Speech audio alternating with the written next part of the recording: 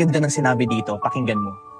Get a partner who matured enough to educate you, matured enough to handle your attitude, matured enough to accept your flaws. Remember, looks are everywhere, but a person with good mindset is rare. Hindi mo kailangan ng partner na maganda at gwapo lang. Madali lang yan. Kahit saan meron yan. Ang kailangan mo, yung partner na may emosyon at may utak. Yung kaya kang i-correct at hindi ka ito-tolerate sa mga kamalian mo. Yung kayang harapin yung attitude mo. Hindi yung kapag mahirap na, bigla na lang tatakbo. At higit sa lahat, yung tatanggapin ka. Tatanggapin ka hindi dahil perpekto ka, kundi dahil alam niya yung flaws mo. Real talk, huwag kang mamuhay sa fantasy na iniisip mo pagdating sa relationship, sweet at puro kilig lang.